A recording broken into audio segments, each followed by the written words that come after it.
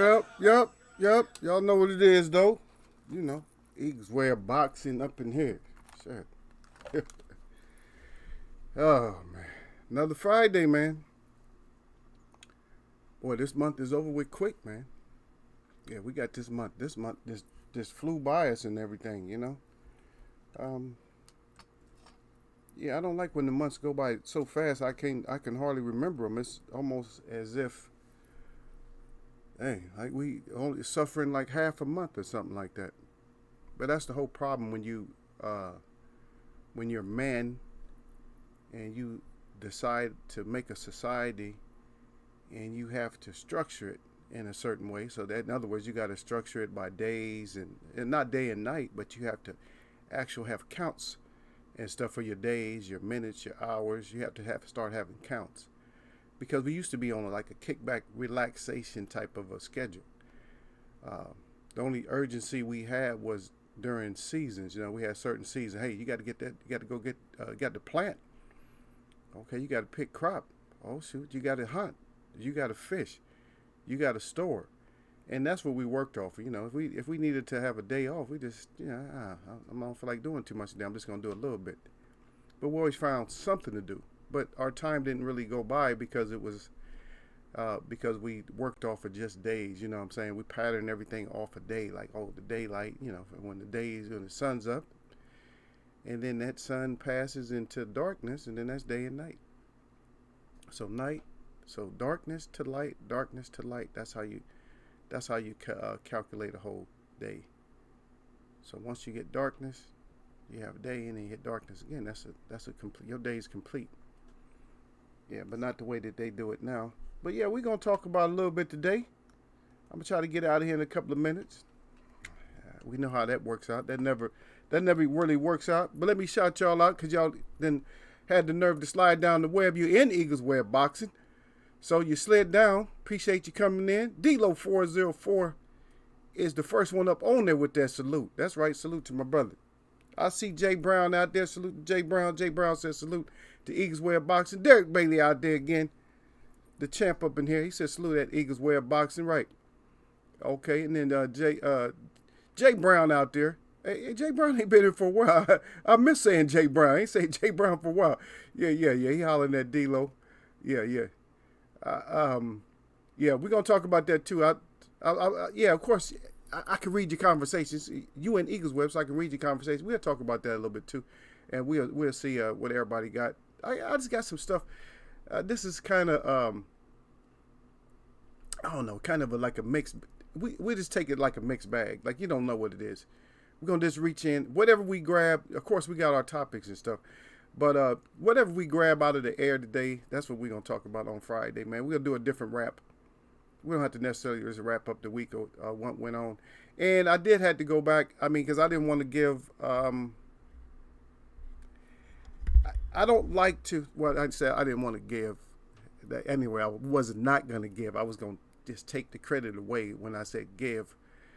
But the credit and stuff, but I'm going to try to, we'll talk a little bit about the fight that I didn't want to talk about. If we get a chance to, because I went back and looked at some stuff. I'm always exploring, man. I always got to go back and look at stuff, man. I don't know about you guys, but sometimes you got to go back. You look at stuff, your eyes get big. You're like, okay, this fight went this way or whatever. But sometimes you got to go back. Even if you think things went the way that you thought they was, because a lot of times we pull our pants up and like, okay, that's the way I knew the fight was gonna go that way, or that's the way I knew something was gonna go, and then that's it. Yeah, but we can't do that all the time. Sometimes you got to go back and just clear your blinders off. Don't look at it the way that you just looked at it the first time. Of course, I went back. And I got a question for you. I'll just start off with a question. And just see if anybody remembers, if anybody looked at this fight enough times to realize that this happened. And then, by the way, yeah, Tank made. Hey, was I accurate or not? I told you Tank was going to have to get naked in order to make weight. I already told y'all that, right? He always got to get naked to make weight. So what's that deal? You can't come in a half a pound under because your clothes don't weigh that much. I mean, your shorts, you know what I mean? You can't come in a half a pound under the weight limit. Never. You always get, so, see, there goes Eagles prediction. That's why I had to change up the title on this because it's like, God dang. I'm trying not to either eat crow or get jinxed or something like that. So I had to put up anything, you know what I mean? Because it's like, Tank, you're doing everything. Everything's on schedule. Like I said, you're doing everything that I expect you to do before the fight. But you're going to have to come in, was it Ruiz, right? You're going to have to come in with that kind of energy. You got to come in with the Ruiz type of energy. That's what you're going to have to come in with on this fight and stuff. You got to keep everything nice and tight. Stop raising that head up. And a lot of fighters do that. Even Mayweather is guilty of doing that. I'm going to start calling that shit the ground squirrel. That's what I'm going to start calling. The ground squirrel when your chin gets up there. Yeah, the ground squirrel. In no point in a fight should you ever do the ground squirrel. Don't ever stick your shit up like that, man. Always keep your shit in. Even if it ain't locked, keep that shit down. I don't care if you get excited or whatever. Headbutt that punch or something. Make him hit you upside here, break the fist. But don't never do that fucking ground squirrel. Never do that. Canelo was doing that. I was watching. So here's the question before we get going and stuff. With the Mayweather fight, does anybody notice the round that Mayweather actually buckled Canelo? Did anybody remember that? They never even talked about it during the fight. But does anybody remember which round that was? Just in case. I want to see if y'all know. Which round did Mayweather actually buckle Canelo? I see down there my Storm and Norman brothers up in here, man. Hurricane Gil Coles out there, man. Salute to Gil Coles. He said, sup, Eagles Web? Yup. I'm going to holler at you later, Gil. It's my bad I didn't holler at you before, but I got it. I'm going to holler at you. Yeah. I've been busy, man. Working on Alcatraz 1. But that's the question. Come on now. I want to see if anybody knows, man. You might not remember. Everybody's like, oh, shit, I didn't know. Did that happen? Does anybody remember? Maybe Gil Coles knows, because I don't think they even mentioned it when they during the fight. Does anybody remember the round in which Floyd Mayweather actually buckled Canelo? He actually buckled his ass. He buckled him. And when I say buckled, I don't mean just like hurt and had him against the ropes or something, but he actually buckled him. And I gave you a hint. It was close to the end of the round. It was close to the end of the round. It's close. If you don't remember, don't be proud for it, shit. If you don't remember, you just don't remember. I'm gonna let y'all know in a second. I got one person, Derek, say I don't remember. Okay, so yeah, D-Ray up in here. He said Eagles Web trivia question in chat. No, I'm not. For the particular one, you could be right about something. I don't care. It might be something that I missed. But I'm just gonna tell you what I seen. I'm gonna tell you which round it was. Everybody has the question out there. But which round did Mayweather buckle Canelo? Did he actually buckle him? Did his knee actually like buckled? His foot. You can see him drop down like, oh shit. And I'll tell you which round it was. There's no bad answers because shit, y'all might have seen some. Maybe buckled his ass in a few rounds. I see out there D-Ray. D-Ray is up here. Salute to D-Ray up here in the chat. He come here talking about salute the Eagles trivia question in the chat. No, that's when is that, Gil? Gil should know. Gil know when they get his rematch. Gil warming up right now. But anyway, it was the sixth round. It was the sixth round. It was right before. And see, this is how you can tell too, though. It was right because his corner kind of went a little bit crazy and like, okay, we got to step it up now. See, and see that's what a lot of times you got to listen to corners and find out. Well, so why are they saying we got to step it up? Now the reason they're saying they got to step it up because he got cracked in the sixth round. He wasn't doing too good up until the sixth, but in the seventh he came out and tried to pour it on, and shit still did. It wasn't. Nothing was working. Every time he tried to pour it on, Mayweather was there. With the counters, man, if you look close, all the close-ups is just ridiculous of how far Mayweather makes you miss by half a fucking inch. Like, you'll miss a shot by half an inch, and I mean, That can't help but frustrate you. But I was always wondering, will Mayweather get you hurt? Mayweather usually steps it up. He didn't really step it up on Canelo. Especially when he had him up against the rope, he could have threw harder shots than what he did, but he was just pot shotting and throwing little light shots. It would have been nice to see if he would have sat down on his uppercut, like the one, because that one uppercut he landed, he still brought the chin up, but it would have been nice to see him really put something on it to see what Canelo could actually take. But yeah, I kind of question fights sometimes when I go back, man. I kind of question fights. Wait a minute, how come he didn't turn it up? He should have turned it up, man. Because he got him trying to, he's hoping for a second win. When somebody's hoping for a second win, that's when you put it on the body.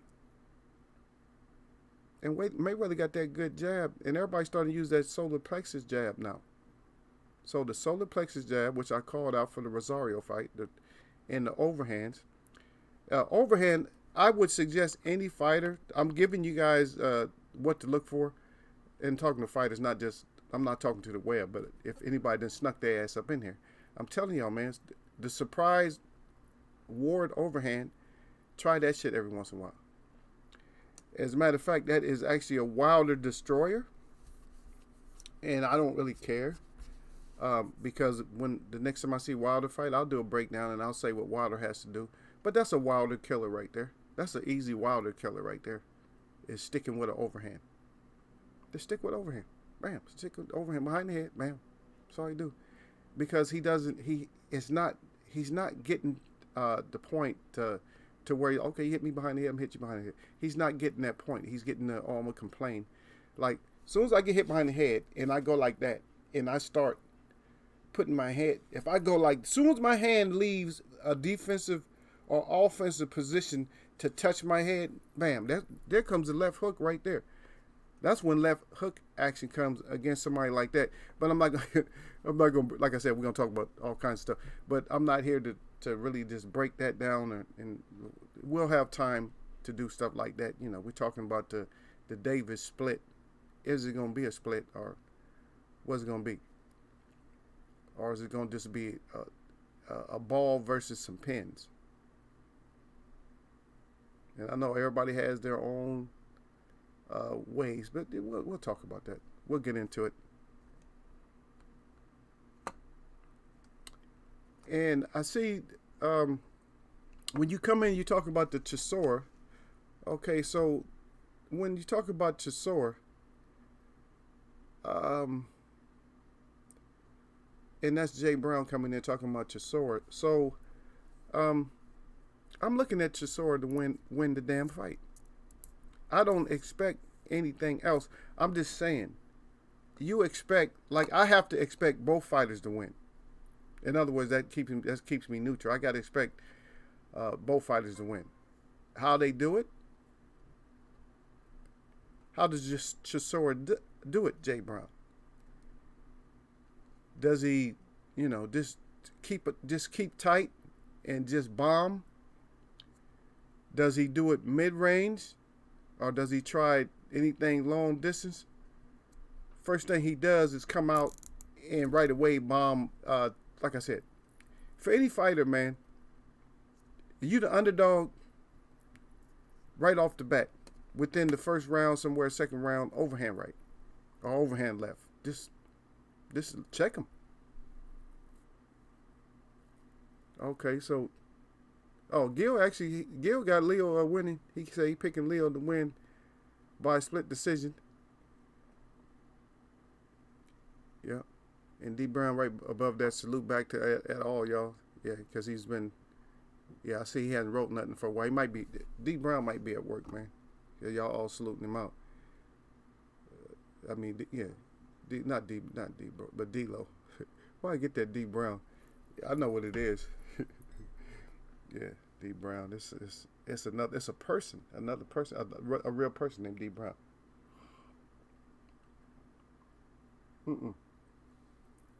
Not the basketball player. I'm talking about a financial professional.